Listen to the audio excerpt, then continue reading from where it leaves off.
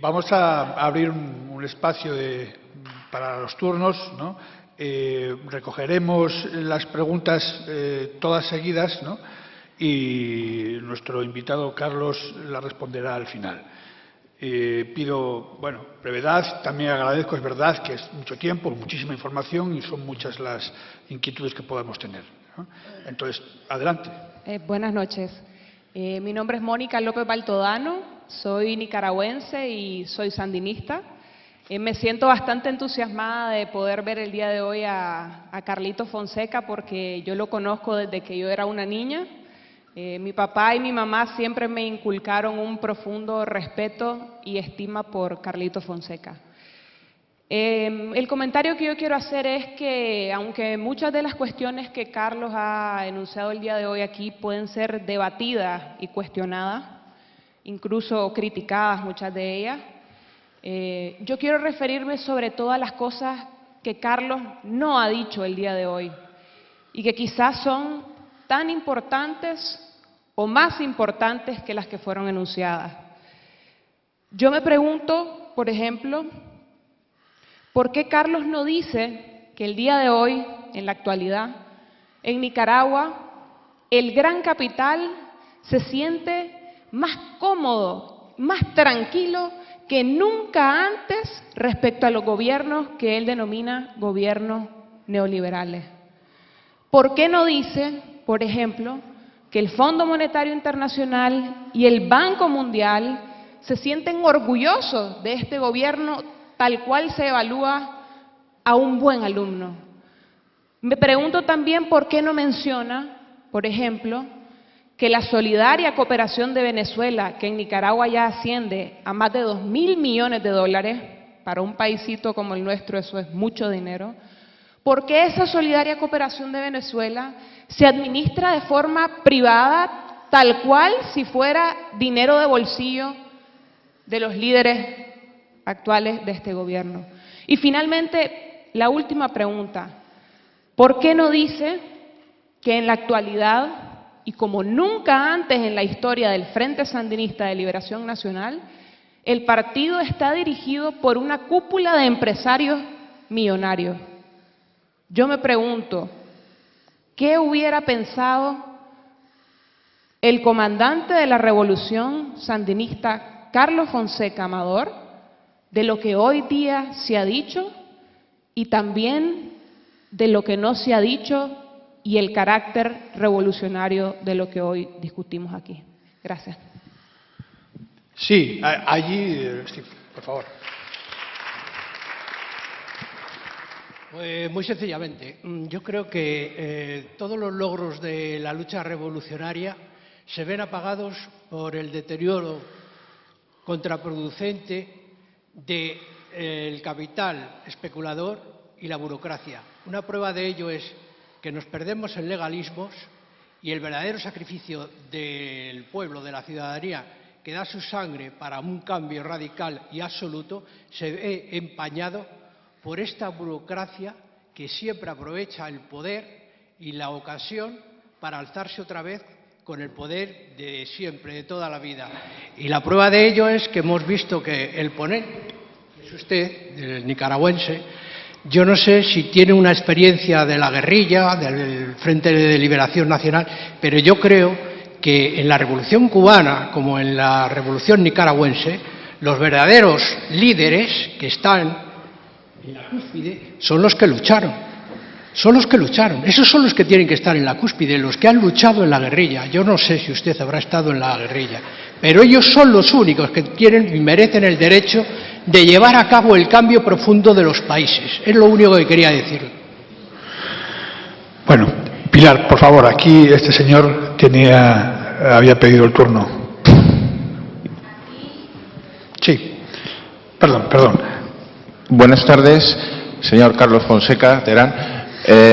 Yo estoy a favor de todo lo que ha dicho, pero ayer no me contestó una pregunta. ¿Qué podemos hacer ahora por Nicaragua sandinista? Porque claro, yo he apadrinado a una niña por ayuda en acción y se suspendió el apoyo. Además, lo que ha dicho, más la compañera más o menos, yo soy un especialista y lo sé, pero mucha gente del pueblo español se queda con lo de Unión Fenosa. ¿Se ha logrado echar a Unión Fenosa en Nicaragua o se tiene en consideración lo que ha hecho mal? Y luego también decirle que para mí, quería también, ¿qué pasa con los límites de Costa Rica si mandó una flota a Estados Unidos? Yo creo que el acoso, y termino, la guerra brutal, gigantesca que hizo la contra y Estados Unidos respaldándola, no solamente fue acabar con la economía y los milicianos sandinistas, sino para que girase el frente sandinista en lo político, en lo militar y en lo económico. Un abrazo y muchísimas gracias. Muchas gracias. Allá atrás, por favor. Sí, luego hay otro turno más y si alguien más levanta la mano, sí, lo tenemos en cuenta. Y si no, ya lo dejamos porque son muchas preguntas y todas ellas muy profundas. Gracias. Por favor. Muy buenas noches. Creo que es un privilegio poder estar aquí hablando con total libertad en este centro. Yo todos los años dejo mi vida cómoda de aquí y estoy 2 meses allí en Nicaragua y es un país complejo, no es fácil. Pensemos que hace 20 años, que acabó una guerra civil y tiene muchas dificultades, entre otras para mí de cierta libertad. Pero hay un hecho para mí que es el que quiero tocar, que es el de las mujeres. Efectivamente, más o menos el 50% de los diputados son mujeres, el 75% de universitarios donde yo estoy dando clases son mujeres, pero me choca muchísimo que es el primer país de Latinoamérica, año 2008 CEPAL, que tiene 112 embarazos juveniles por cada 1000. Pensemos que Cuba, un país socialista, tiene 45. ¿Qué está pasando ahí? No hay educación sexual. El componente de la iglesia cristiana, digo cristiana, católicos y evangélicos, tienen una gran influencia en el pueblo de los nicas. ¿Qué está pasando? O sea, no es concebible para una persona de izquierdas que haya esos índices, insisto, 112 contra 45 de Cuba, y ya no comparo con España que estamos en 12. Ahí tiene que haber una influencia muy importante de la Santa Madre Iglesia. Eso para mí es muy evidente. Yo cuando fui allí y vi el rótulo de cristiano y socialismo solidaridad, dije, ¿qué está pasando? El concepto de revolución, tengo mis dudas, que son razonables. Nada más, gracias. Muchas gracias. Al que está al lado, por favor, disculpe, sí. Gracias. Bueno, yo muy brevemente, porque voy a dejar que responda Carlos a las cuestiones que aquí han planteado algunas personas que se autodefinen como sandinistas. Habría que verlo, ¿no?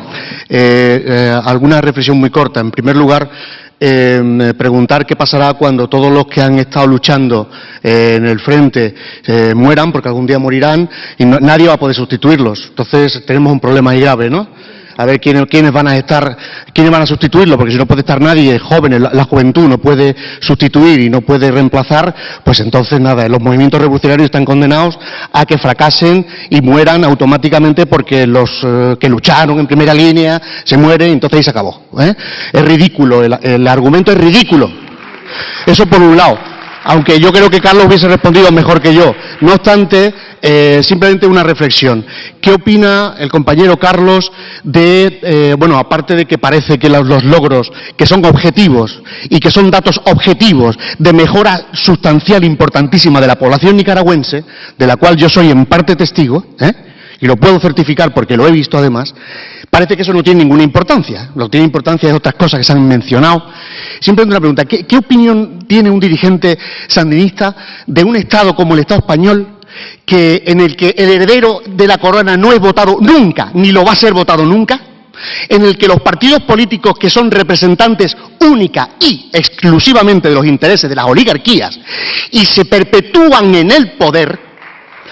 ¿Qué opinión tienen de que esos, con que son dueños de los medios de comunicación que están en manos de esas oligarquías y que se permiten el lujo de criticar a proyectos revolucionarios, proyectos alternativos, no solamente el de Nicaragua, sino el de Venezuela y de otros países, por supuesto el de Cuba, acusando de que se perpetúan en el poder? ¿Qué perpetuar en el poder? Se perpetúa el poder la oligarquía aquí en el capitalismo.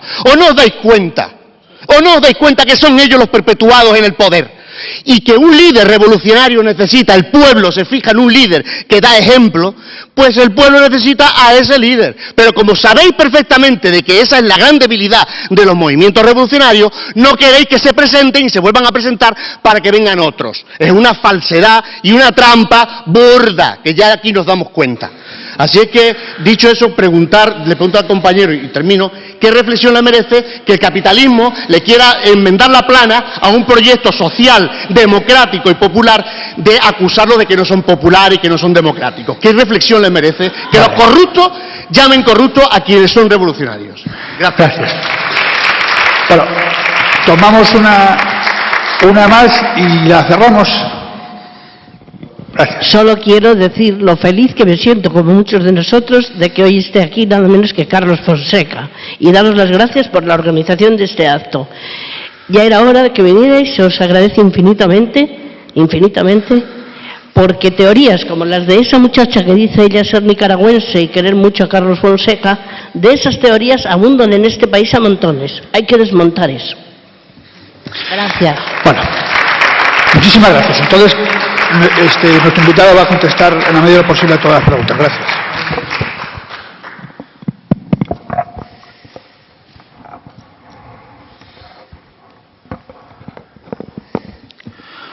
Bueno, me agrada mucho la presencia de la compañera Mónica aquí, que yo sé que es una revolucionaria sincera, convencida de que las críticas que hace son correctas, aunque no estemos de acuerdo.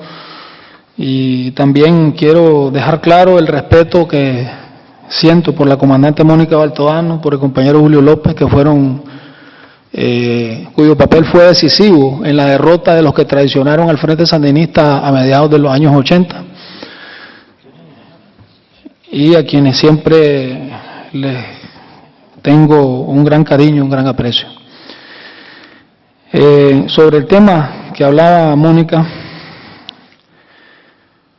quiero puntualizar lo siguiente. Yo les decía lo del salario mínimo, por ejemplo, que ha sido logrado el aumento de común acuerdo entre empresarios, gobierno y trabajadores. Es una capacidad de generar consenso que tiene el gobierno revolucionario del Frente. Es decir, cuando yo pregunto, ¿qué deberíamos hacer para ser revolucionarios? Y no estamos haciendo. Yo me pregunto, ¿sería viable en Nicaragua confiscar a la empresa privada, nacionalizar los bancos en este momento? ¿Sería viable eso económicamente, digo yo?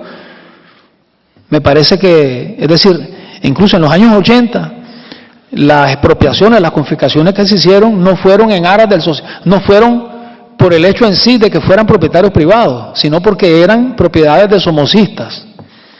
Es decir, ni siquiera en los 80, con una correlación de fuerza mundial donde teníamos la Unión Soviética llena de misiles atómicos a favor de nosotros en cualquier circunstancia, y defendiéndonos y armándonos y apoyándonos económicamente, podíamos estar en condiciones de proclamar el socialismo, instaurarlo de un día para otro. Entonces, mientras eso no sea posible, tendremos que tener el mayor marco de estabilidad posible en la economía del país, de manera que los sectores populares se vayan haciendo cada vez más fuertes en la economía a través del acceso al crédito, del bono productivo y de todas las demás políticas que mencioné, y obviamente tratando de que el sector privado convencional de la economía esté pues, lo más conforme posible, sin que esto violente los principios básicos de nuestro programa revolucionario. Igualmente sucede en el caso, ahora esto, el éxito que hemos tenido en el aumento del salario mínimo en relación a los gobiernos anteriores demuestra que, a diferencia de los gobiernos anteriores, que era el gobierno de esos empresarios, ahora el gobierno que está defiende los intereses de los trabajadores. Si no, no existieran esos resultados, no hubiera esa capacidad de negociación y de generación de consenso para lograr semejantes aumentos en el salario mínimo que se han dado en Nicaragua. En el caso del FMI, la mal llamada cooperación europea, digo mal llamada porque ya sabemos cuál es el origen de la pobreza de los que fuimos conquistados y colonizados y el origen de la riqueza de los que nos conquistaron y nos colonizaron y que ahora aparecen como dándonos, como buena gente, ayudándonos, la cooperación, y nos piden, bueno, ponen el 40% del presupuesto. Y nos ponen como condición que negociemos con el FMI. ¿Qué hacemos? Tenemos que negociar con el FMI, pero hay una gran diferencia. Los gobiernos neoliberales, cuando negociaban con el FMI, permitían que el FMI hiciera de Nicaragua el país al que más condiciones se les imponía. Y ahora Nicaragua es uno de los países a los que menos condiciones logra imponerle el FMI, producto del éxito de esas negociaciones, porque es un gobierno que defiende los intereses del pueblo nicaragüense. Anteriormente incluso, los gobiernos neoliberales, cuando el FMI les decía hay que despedir a 10.000, ellos les decían, no, yo puedo bien despedir 20.000, ahí le subían la parada a lo que le decía el Fondo Monetario Internacional. Y una vez siendo yo diputado me acuerdo que el presupuesto general de la República llegó en inglés a la Asamblea Nacional.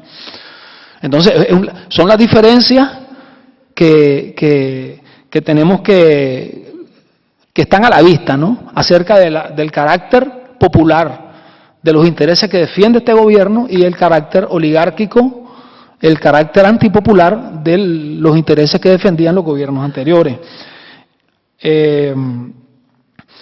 Y luego, bueno, el Banco Mundial patrocina muchos organismos no gubernamentales que atacan al Frente Sandinista. Entonces, no veo por dónde tengamos nosotros nada que ver con alianzas con el Banco Mundial ni de ningún tipo. El candidato a presidente por el MRS y después a vicepresidente por la oligarquía, que fue Edmundo Jarquín, es un funcionario del BID, del Banco Interamericano de Desarrollo, que estaba permisado para estar participando en la política junto con el otro banquero saqueador del erario público nicaragüense, que es Eduardo Montealegre. Y yo, pues, me dio mucha satisfacción y no esperaba menos de que la comandante Mónica Baltodano jamás se prestara a eso de estar apoyando a estos sinvergüenzas oligarcas, pues, en estas elecciones, pues, aunque no apoyó al Frente Sandinista, pero tampoco yo estoy seguro que jamás gente como ella va a apoyar a la oligarquía, ni van a dejar de defender a la revolución cubana, a la revolución venezolana. Y en este sentido yo quiero señalar algo, que hay que tener un sentido de la correlación de fuerzas y de la lucha por el poder a nivel mundial. Yo le planteo a los compañeros que de posiciones sinceramente revolucionarias, como la compañera Mónica que habló en este momento, hacen críticas al frente.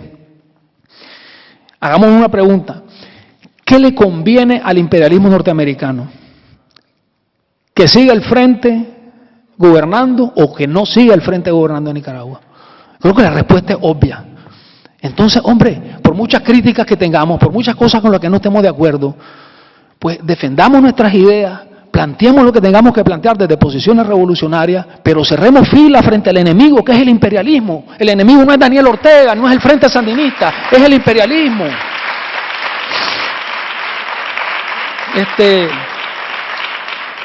El asunto de la cooperación venezolana, quiero decir una cosa: la derecha se empecinó en que la cooperación venezolana pasara al presupuesto general de la República para que ellos, que tenían mayoría en la Asamblea, tuvieran control sobre la cooperación venezolana. Ahora tenemos mayoría nosotros en la Asamblea, pero eso no tiene por qué ser eterno. Nosotros ya tuvimos la elección del 90, que creíamos que era para siempre el poder, y ya ven lo que pasó. Queremos tener el control del Frente Sandinista de la cooperación venezolana, porque es la única manera en que esa cooperación puede llegar a donde debe llegar, no como pasó con la cuenta resto del milenio de los gringos, que nunca pasó al presupuesto y beneficiaba a diputados que eran terratenientes.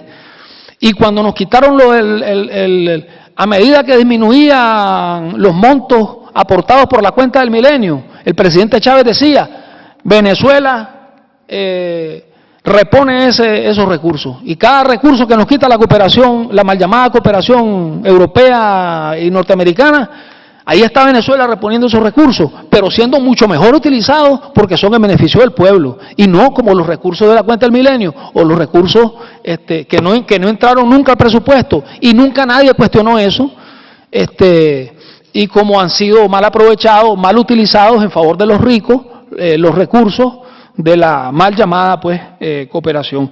Luego, sobre que el Frente Sandinista está dirigido por una cúpula millonaria, pues yo soy dirigente del Frente Sandinista y no tengo ni siquiera cuenta de ahorro en el banco, pues, ni carro propio, ni casa propia,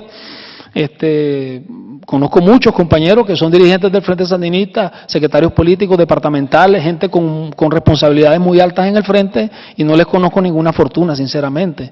Incluso en un estudio que hizo un connotado economista nicaragüense llamado Francisco Mayorga, hizo un análisis de los principales capitales del país y las principales familias más ricas del país, no aparecía, y cuando no, y era cuando era enemigo del Frente Sandinista, porque después se acercó al Frente Sandinista, Francisco Mayorga, y ahí no aparecía ningún sandinista. No digo que sean que estén en la extrema pobreza, pues, los dirigentes del Frente Sandinista, y creo que no le conviene al pueblo ni al Frente Sandinista que no tengan recursos para poder resolver toda una serie de cosas que son indispensables para poder responder y desempeñar correctamente sus responsabilidades.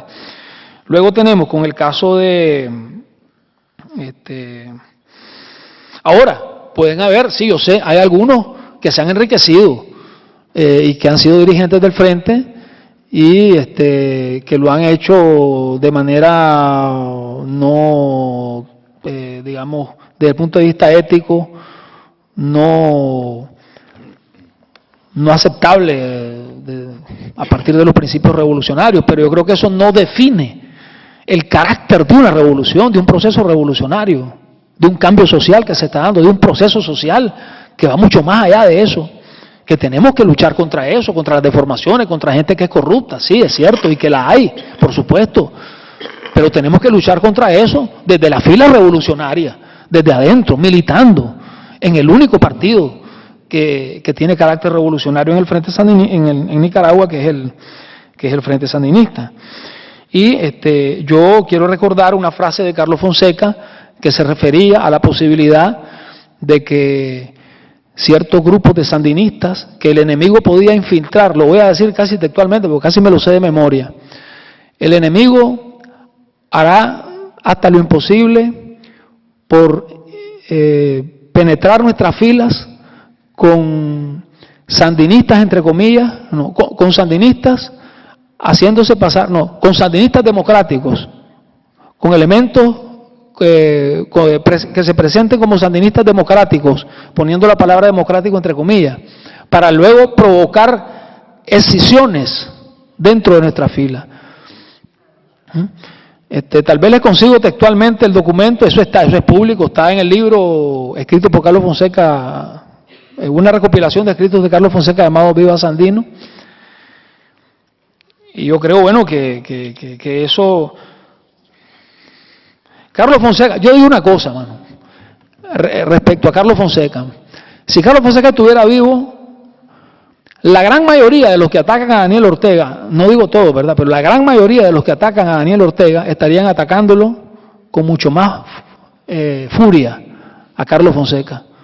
Porque si alguna diferencia pudiera haber es que Carlos Fonseca era todavía más radical, porque por lo que más atacan a Daniel Ortega es porque es radical, incendiario, amigo de todos los malos de la película, de todos los que son presentados como malos por los Estados Unidos y por el imperialismo, y en ese sentido, pues Carlos Fonseca, yo creo que le daría un poquito de ventaja tal vez, y en las medidas radicales también a tomar dentro de Nicaragua en contra de la derecha, también yo creo que tal vez hasta se le hubiera pasado un poquito la mano, pues, ¿verdad?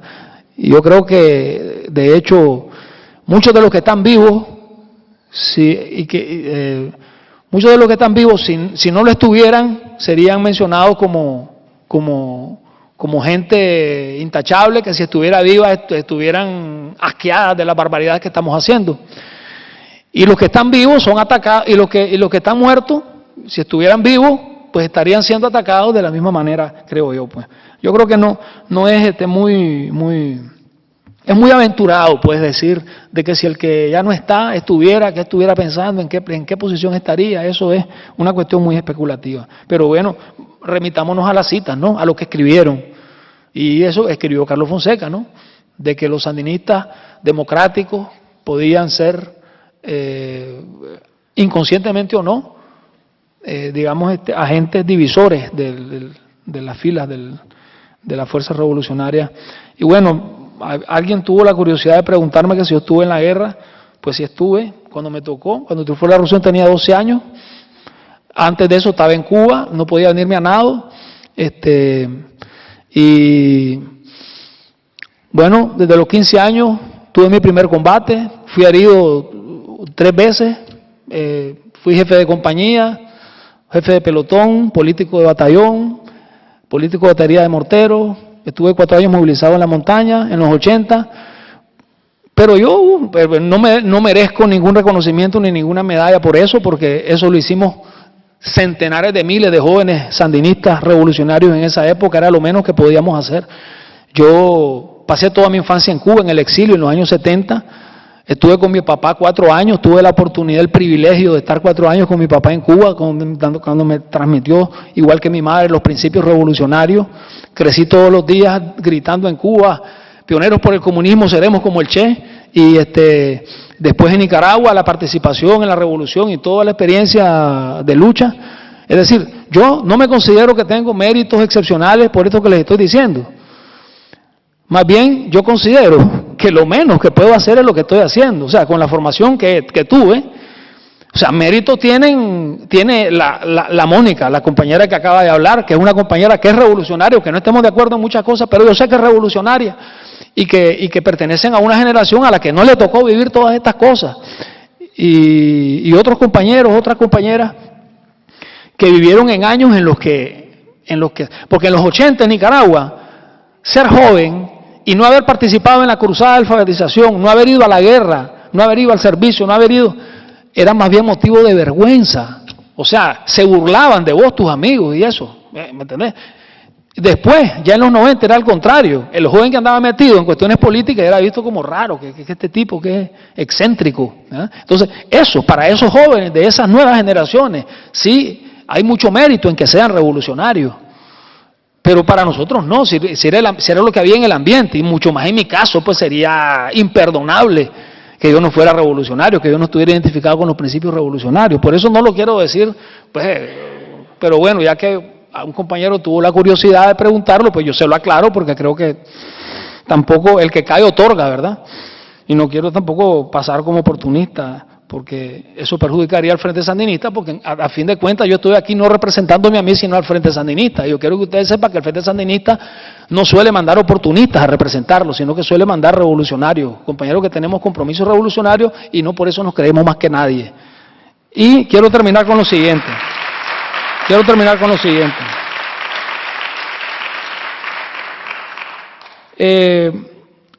Miren, compañeros, hay una gran dificultad para la solidaridad con Nicaragua. La siguiente.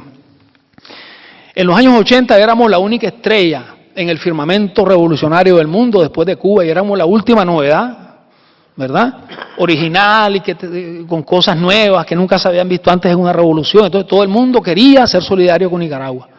Después de la derrota del 90, fuimos sometidos a una campaña de calumnia, de un montón de cosas, ataques de gente que desertó del frente y un montón de cuestiones. Y además, para dicha nuestra y de todos los revolucionarios del mundo, triunfó la revolución venezolana, Ecuador, Perú, Bolivia, digo, los que están más avanzados en este sentido, ¿no? Bolivia, Venezuela, Ecuador, ahora otra vez nosotros, pues, Cuba, que siempre ha estado ahí, por supuesto, fundamental, sin la cual nadie pudiera haber hecho nada después. Y otros países donde la izquierda gobierna y también está impulsando políticas a favor del pueblo, como Brasil, Uruguay, etcétera, pues verdad, Argentina, bueno. Pero, entonces, ¿qué es lo que le quiero decir con esto? Que ahora sobra con quién solidarizarse, ¿no? Entonces ya como que hay menos necesidad de ser solidarios con la revolución sandinista. Entonces eso pues es una gran desventaja para nosotros, pero bienvenida sea esa desventaja porque ya no estamos solos. Lo que sí, pues, creo que esto hace más necesario que nosotros, pues, divulguemos, al menos nuestro punto de vista. Podemos estar equivocados en muchas cosas, sin duda lo estamos, y yo tengo muchas críticas que hacer. Ya, es decir, el problema es, aquí es el tiempo, ¿no? Pero podemos hacer otra, no sé, podemos programar algo. Yo les puedo mandar escritos a través de Pepe, los compañeros, artículos que he escrito yo, muy críticos, críticas públicas que he hecho yo en esta etapa de la revolución, algunas cosas que considero que no se están haciendo de la manera más correcta. Todos cometemos errores, pero yo aquí no podía venir a hablar de los errores, porque no era lo que correspondía en este momento, pues verdad, por razones obvias ustedes comprenderán. Hay una frase muy bonita de Silvio que dice, no he estado enumerando las manchas en el sol, pues sé que en una sola mancha cabe el mundo. Entonces no puedo venir yo aquí a enumerar las manchas en el sol de la revolución, ¿verdad? Entonces, y a propósito de solidaridad, yo creo que ningún revolucionario del mundo, en ningún lugar donde se pare, donde se siente, donde diga lo que sea, puede dejar de pedir que todos nos sumemos, que todos hagamos algo, que todos busquemos qué hacer por apoyar, por solidarizarnos con los 5 héroes cubanos prisioneros del imperio. Hay que sacar de la cárcel a esos compañeros. No hay que olvidar nunca a nuestros hermanos que están ahí, sobre todo tratándose de Cuba, un país que se ha caracterizado por ser tan solidario con todos los pueblos del mundo. El objetivo fundamental de la revolución... Aquí algún acto sobre eso mismo. Correcto, magnífico. Entonces, el objetivo fundamental de la revolución es la felicidad para todos los seres humanos. Y lo que nos diferencia a los revolucionarios de los que no lo son es que creemos que el ser humano es capaz, como dijo Fidel, de construir una sociedad a la altura de su inteligencia, que significa alcanzar la felicidad para toda la humanidad. Y la ventaja que tenemos precisamente es que los objetivos que tenemos, que todo sea de todos, que nadie mande a nadie, los grandes objetivos históricos de la revolución, no pueden ser cuestionables como no deseables por nadie. Lo más que pueden hacer los que no son revolucionarios es decir que eso no es posible y que luchar por lo que no es posible trae consecuencias negativas. Pero entonces, ¿qué es lo que demuestra eso? Que nosotros creemos en el ser humano, tenemos fe en el ser humano, y los que no son revolucionarios no tienen fe en el ser humano. El que se convierte en reformista y renuncia al cambio de sistema porque deja de creer en el ser humano, porque renuncia a la transformación de las relaciones de producción para cambiar la conciencia en el ser humano. Entonces, la revolución por eso es la máxima expresión de la lucha por preservar y llevar a su máxima plenitud nuestra condición humana. La revolución, por lo tanto, es el más humanista de los proyectos sociales. Hay una cuestión importante que hay que tomar en cuenta a la hora de analizar un proceso revolucionario, y les juro que con esto termino. Cuando los sueños se hacen realidad, o sea, yo creo que los verdaderos luchadores son aquellos que siguen luchando por el sueño y creyendo en el sueño cuando ya el sueño se ha hecho realidad, que es cuando más difícil es seguir luchando por el sueño, porque cuando los sueños se hacen realidad, siempre hay una diferencia entre el sueño y la realidad. Y esa diferencia a algunos los decepciona, a algunos los amarga, pero a otros los alienta a luchar todavía con más fuerza para que cada vez el sueño se parezca más a la realidad. Y de eso se trata la lucha revolucionaria, porque la felicidad, como la revolución y sus grandes metas, no están al final del camino, sino a lo largo del mismo. Muchas gracias, compañeros.